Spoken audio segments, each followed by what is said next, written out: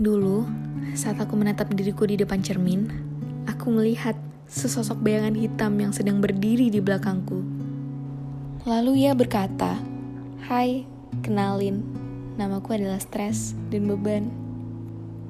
Ketika kita memiliki stres dan beban, rasanya kayak pengen hilang aja gak sih dari dunia? Ke tempat yang tenang, udara segar, dan hindari semua masalah yang ada di dunia.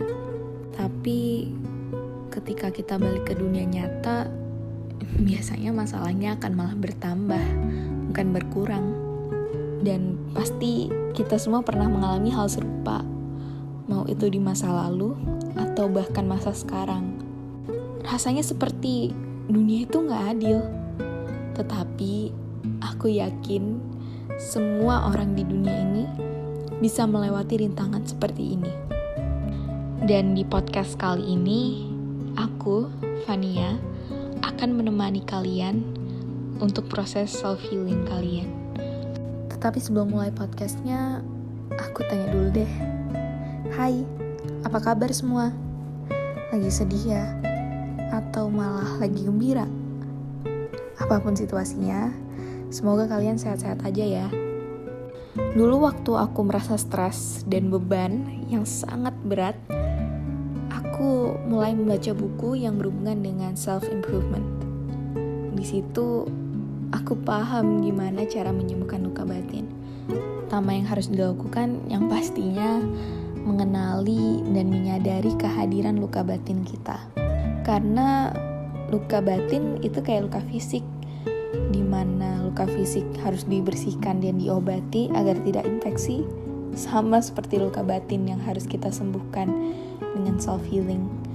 Pertama, coba deh lihat diri sendiri dalam-dalam dan bertanya, adakah hal yang terus-menerus membuat tidak nyaman? Adakah situasi serupa yang terus-menerus dialami dan terus mengganggumu? Atau perasaan yang membuat diri terhambat untuk berkembang? Apabila ada, bisa jadi luka batin kita belum selesai dari diri kita.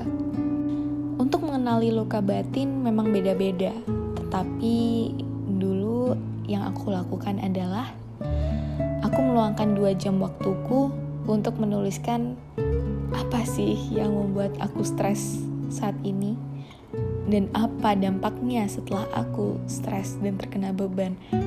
Dan aku mendapat jawaban bahwa sebenarnya stres dan beban yang aku alami adalah banyak orang toksik di sekitarku dan dampaknya adalah overthinking yang berlaju ke insecurities dan pikiran negatif. Setelah mengenali, yang harus dilakukan adalah menghargai dan menerima kehadiran luka batin kita. Loh, kok malah dihargai? Kan merusak diri. Menghargai bukan berarti kita ngomong, wah selamat luka batin hadir di hidup kita. Yang dimaksud dari menghargai luka batin kita adalah kita ajak diskusi luka kita. Loh, gimana caranya? Kok luka diajak diskusi? Dimulai dari menatap kaca dan berkata, aku memilih untuk menjalani hidupku secara penuh daripada mengingat kembali apa yang sudah terjadi. Alias kita harus move on dari luka batin kita. Untuk move on dari luka batin kita, yang kita harus lakukan adalah pertama, jujur dengan diri sendiri. Jujur dengan diri sendiri adalah salah satu pintu gerbang utama untuk menjadi lebih bahagia.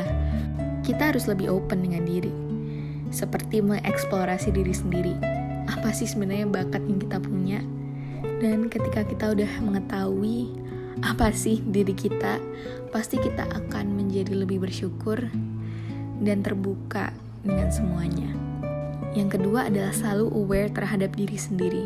Aware yang dimaksud adalah kita harus membiasakan diri peduli dengan hal-hal yang membahagiakan, yang membuat hidup kita lebih cerah, lebih indah, dan lebih gembira.